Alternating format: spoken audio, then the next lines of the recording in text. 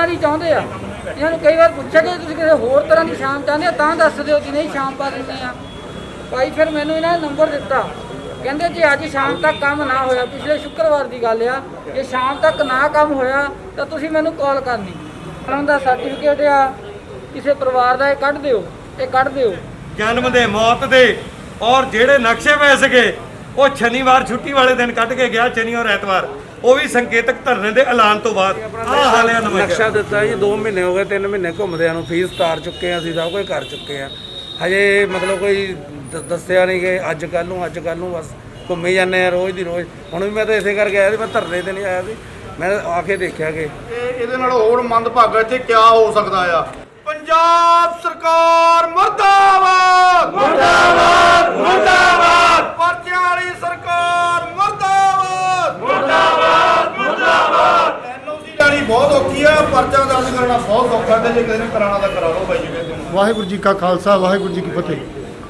ਜਿਸ ਤਰ੍ਹਾਂ ਮੇਰੇ ਤੋਂ ਪਹਿਲਾਂ ਬੁਲਾਰਿਆਂ ਨੇ ਸਾਰਿਆਂ ਨੇ ਦੱਸਿਆ ਕਿ ਇਸ ਈਓ ਦਾ ਉਹ ਹਾਲ ਹੋ ਗਿਆ, ਮੇਰੇ ਖਿਆਲ ਲਫ਼ਜ਼ ਵੀ ਜਿਹੜੇ ਆ ਨਾ ਉਹ ਕਹਿਣ ਨੂੰ ਲੱਭਦੇ ਨਹੀਂ ਤੇ ਕੀ ਕਹੀਏ।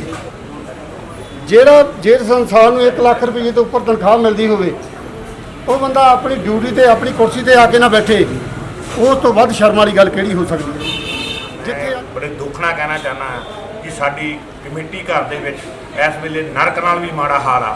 लोग शहर के सारे नक्शिਆਂ ਲਈ होर ਕੰਮਾਂ ਲਈ ਧੱਕੇ खा रहे, कोई पुछ-गिछ नहीं, कोई ਕੰਮ नहीं हो रहा। स्ट्रीट लाइटां ਦਾ जिद्दां परमजी ने दस्सिया, ਤੁਸੀਂ आ प्रोफैसर कॉलोनी देख लो, बस 7-7 महीने हो गए उत्थे ऐसी बात ही घट हुई आ, सारे टोए डब्बे पे, कोई सड़क का काम किसी काम नूं भी नहीं चलाया जा रहा।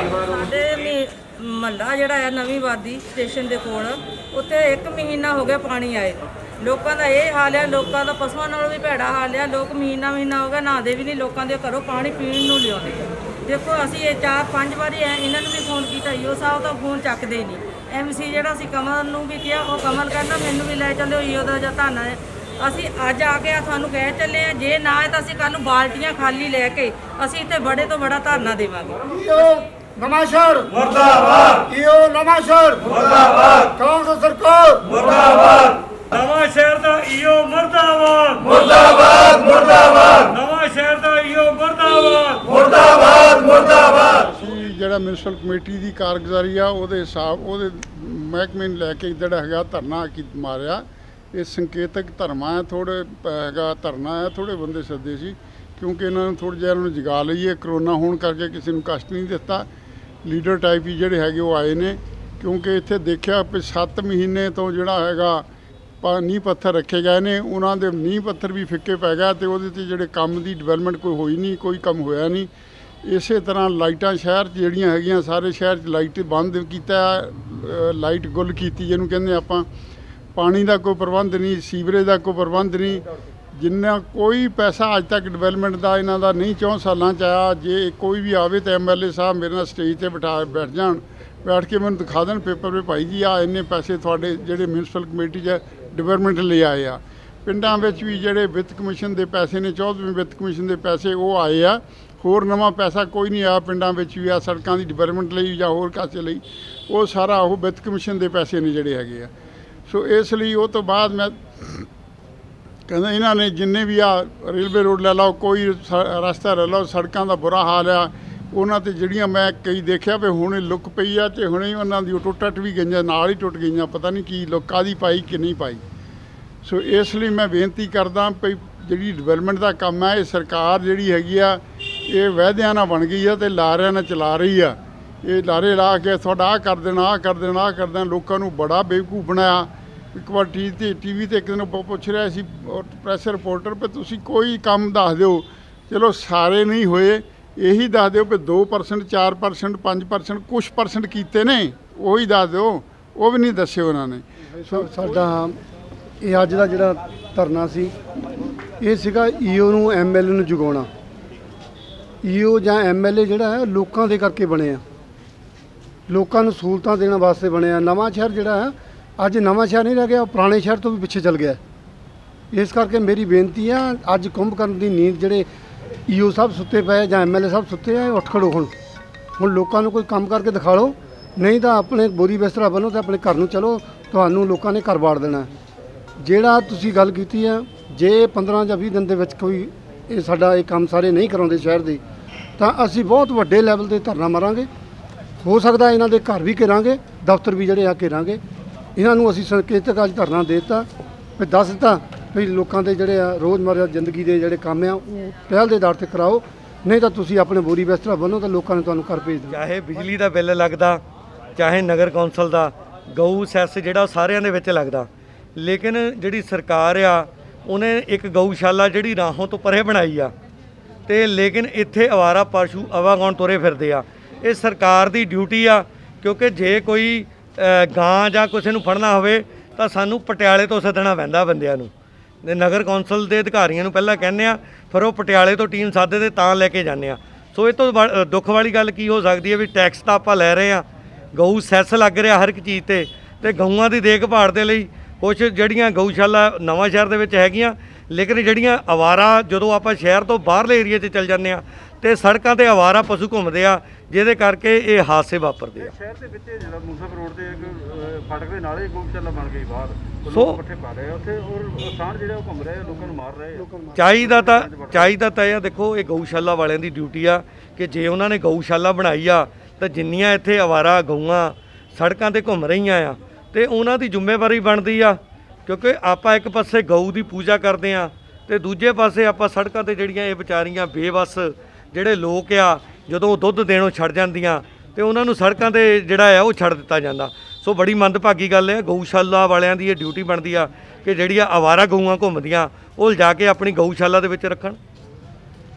ਤੇ ਅੱਜ ਦੇ ਧਰਨੇ ਤੋਂ ਬਾਅਦ ਤੁਸੀਂ ਤੁਹਾਡਾ ਅਗਲਾ ਦੇਖੋ, ਸਾਡੇ ਜ਼ਿਲ੍ਹਾ ਪ੍ਰਧਾਨ ਜੀ ਔਰ ਸਾਡੇ ਹਲਕਾ ਇੰਚਾਰਜ ਸਰਦਾਰ ਜਰਨੈਲ ਸਿੰਘ ਬਾਦ ਉਹਨਾਂ ਨੇ ਦੱਸਿਆ ਕਿ ਅੱਜ ਦਾ ਸਿਰਫ ਇੱਕ ਸੰਕੇਤਕ ਧਰਨਾ ਸੀ ਕਿ ਨਗਰ ਕੌਂਸਲ ਦੇ ਅਧਿਕਾਰੀਆਂ ਨੂੰ, ਅਫਸਰਾਂ ਨੂੰ, ਇੱਥੇ ਦੇ ਵਿਧਾਇਕ ਸਾਹਿਬ ਨੂੰ, ਇੱਥੇ ਦੇ ਜ਼ਿਲ੍ਹਾ ਪ੍ਰਸ਼ਾਸਨ ਨੂੰ ਇਹ ਚੇਤਾ ਕਰਾ ਸਕੀਏ ਕਿ 7 ਮਹੀਨੇ ਪਹਿਲਾਂ ਜਿਹੜੇ ਤੁਸੀਂ ਨੀਂਹ ਪੱਥਰ ਰੱਖੇ ਆ ਔਰ ਜਿਹੜੀਆਂ ਬੰਦ ਲਾਈਟਾਂ ਆ ਔਰ ਜਨਮ ਮੌਤ ਸਰਟੀਫਿਕੇਟ ਆ, ਨਕਸ਼ੇ ਆ ਔਰ NOC ਆ ਜਿਹੜੀਆਂ ਜਿਹਦੇ ਲਈ ਲੋਕ ਖੱਜਲ ਹੋ ਰਹੇ ਆ, ਜੇ ਤੁਸੀਂ ਇਹਨਾਂ ਵੱਲ ਨਾ ਧਿਆਨ ਦਿੱਤਾ ਤੇ ਜੋ ਸਾਡੇ ਹਾਈ ਕਮਾਂਡ ਨੇ ਦੱਸਿਆ ਕਿ 15 ਦਿਨਾਂ ਬਾਅਦ ਜੋ ਵੀ ਸਾਨੂੰ ਇਹ ਹੁਕਮ ਲਾਉਣਗੇ, ਕਿਉਂਕਿ ਜ਼ਿਲ੍ਹੇ ਦੀ ਸਮੁੱਚੀ ਲੀਡਰਸ਼ਿਪ ਬੈਠੀ ਆ ਤੇ ਉਹਦੇ ਮੁਤਾਬਿਕ ਅਗਲਾ ਪ੍ਰੋਗਰਾਮ, ਕਿਉਂਕਿ ਇਹ ਸੰਕੇਤਕ ਧਰਨਾ ਸੀ ਤੇ ਵੱਡੀ ਪੱਧਰ ਤੇ ਜਿਹੜੇ ਸ਼ਹਿਰ ਵਾਸੀ ਲੈ ਕੇ, ਚਾਹੇ DC ਦਾ ਦਫ਼ਤਰ ਘੇਰਨਾ ਪਵੇ ਜਿਸ ਤਰ੍ਹਾਂ ਸਾਡੇ ਲੀਡਰ ਸਾਹਿਬਾਨ ਨੇ ਕਿਹਾ, ਚਾਹੇ MLA ਦੀ ਕੋਠੀ ਘੇਰਨੀ ਪਵੇ, ਚਾਹੇ ਨਗਰ ਕੌਂਸਲ ਦੇ ਅਧਿਕਾਰੀਆਂ ਦਾ ਘਿਰਾਓ ਕਰਨਾ ਪਵੇ, ਕਿਸੇ ਗੱਲ ਤੋਂ ਜਿਹੜਾ ਗਰੇਜ਼ ਨਹੀਂ ਕਰਾਂਗੇ। ਖਾਲਸਾ ਜੀ, ਇੱਕ ਨਵਾਂ ਮਾਮਲਾ ਸਾਹਮਣੇ ਆਇਆ।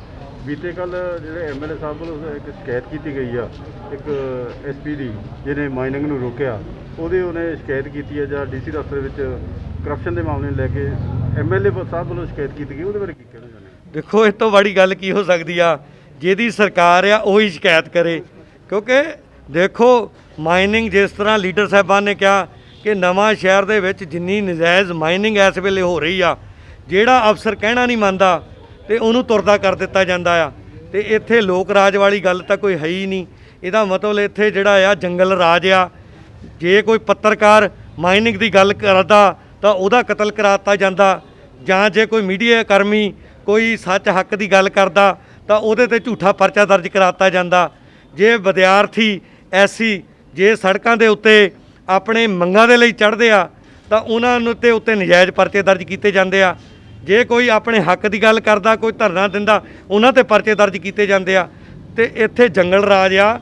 ਪਰਚਿਆਂ ਤੋਂ ਅਸੀਂ ਡਰਦੇ ਨਹੀਂ, ਜਿੰਨੇ ਹੋਰ ਦੇਣੇ ਦੇ ਦਿਓ, ਲੇਕਿਨ ਲੋਕਾਂ ਦੇ ਹੱਕ ਸੱਚ ਦੇ ਲਈ ਲੜਨ ਦੇ ਲਈ ਹਮੇਸ਼ਾ ਹੀ ਸ਼੍ਰੋਮਣੀ ਅਕਾਲੀ ਦਲ ਅੱਗੇ ਆਇਆ ਤੇ ਹੁਣ ਵੀ ਅਸੀਂ ਸੜਕਾਂ ਤੇ ਆ।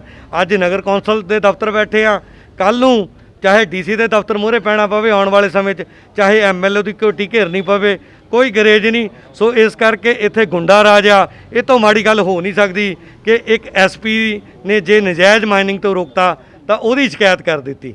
ਸੋ ਇਹਦੀ ਐਗਜ਼ਾਮਪਲ ਹੈ ਬਹੁਤ ਸਾਰੀਆਂ। ਇੱਥੇ ਦੇ ਜਿਹੜੇ MLA ਨੇ ਗਾਂਹ ਰੱਖੇ ਉਹ ਆਪਣੇ ਚਹੇਤੇ, ਤੇ ਹਰੇਕ ਹੀ ਕਹਿੰਦਾ ਮੈਂ MLA ਦਾ PA ਬੋਲ ਰਿਹਾ। ਤੇ ਪਹਿਲਾਂ ਤਾਂ ਨਵਾਂ ਸ਼ਹਿਰ ਦੇ ਲੋਕਾਂ ਨੂੰ ਇਹ ਨਹੀਂ ਪਤਾ ਲੱਗਦਾ ਵੀ ਕਿਹੜਾ PA ਬੋਲ ਰਿਹਾ, ਤੇ PAਆਂ ਦੀ ਗਿਣਤੀ ਹੀ ਕੋਈ ਨਹੀਂ। ਤੋ ਇਹ ਤੋਂ ਮਾੜੀ ਗੱਲ ਕੀ ਹੋ ਸਕਦੀ ਆ। ਠੀਕ ਆ, ਸਰਕਾਰਾਂ ਆਉਂਦੀਆਂ ਰਹਿੰਦੀਆਂ ਜਾਂਦੀਆਂ ਰਹਿੰਦੀਆਂ, ਲੋਕ ਦੇਖ ਰਹੇ ਆ। ਲੋਕਾਂ ਨੇ ਇਸ ਗੱਲ ਦਾ ਜਵਾਬ ਜਿਹੜਾ ਆਉਣ ਵਾਲੇ ਸਮੇਂ ਦੇ ਵਿੱਚ ਮੰਗਣਾ। ਚਾਹੇ ਥੋੜ੍ਹੇ ਦਿਨ ਪਹਿਲਾਂ ਮੀਡੀਆ ਕਰਮੀਆਂ ਨੂੰ ਜਦੋਂ ਕਵਰੇਜ ਕਰਨ ਗਏ ਆ, ਨਵਾਂ ਸ਼ਹਿਰ ਦੀ DC ਨੇ ਉਹਨਾਂ ਨੂੰ ਦਫ਼ਤਰ ਤੋਂ ਬਾਹਰ ਕਰ ਦਿੱਤਾ, ਤੇ ਇਹ ਦਫ਼ਤਰ ਵੀ ਲੋਕਾਂ ਦਾ ਆ ਤੇ ਜਿਹੜੇ ਅਫਸਰ ਬੈਠੇ ਉਹ ਵੀ ਲੋਕਾਂ ਦੇ ਨੌਕਰ ਆ ਉਹਨਾਂ ਦੇ, ਤੇ ਲੋਕਾਂ ਦੀ ਗੱਲ ਸੁਣਨ ਦੇ ਲਈ ਹੀ ਸਰਕਾਰ ਜਿਹੜੇ ਉਹਨਾਂ ਨੂੰ ਬਿਠਾਏ ਆ। ਸੋ ਹੱਕ ਸੱਚ ਦੀ ਆਵਾਜ਼ ਦਿਵਾਉਣ ਦੇ ਲਈ ਚਾਹੇ ਮੀਡੀਆ ਕਰਮੀਆਂ ਨੂੰ ਕਦੇ ਡਰਾਇਆ ਜਾਂਦਾ। ਮੈਂ ਨਵਾਂ ਸ਼ਹਿਰ ਦੇ ਸਮੁੱਚੇ ਪੱਤਰਕਾਰ ਭਾਈਚਾਰੇ ਦਾ ਧੰਨਵਾਦ ਕਰਦਾ ਹਾਂ ਜਿਨ੍ਹਾਂ ਨੇ ਫਿਰ ਵੀ ਇੰਨਾ ਜ਼ੁਲਮ ਹੋਣ ਤੋਂ ਬਾਅਦ ਵੀ ਨਿਰਪੱਖ ਹੋ ਕੇ ਸੱਚ ਦੀ ਆਵਾਜ਼ ਬੁਲੰਦ ਕੀਤੀ ਆ। ਅਸੀਂ ਤੁਹਾਡੇ ਇਸ ਗੱਲ ਦੇ ਲਈ ਸਦਾ ঋਣੀ ਰਹਾਂਗੇ। ਵਾਹਿਗੁਰੂ ਜੀ ਕਾ ਖਾਲਸਾ, ਵਾਹਿਗੁਰੂ ਜੀ ਕੀ ਫਤਿਹ।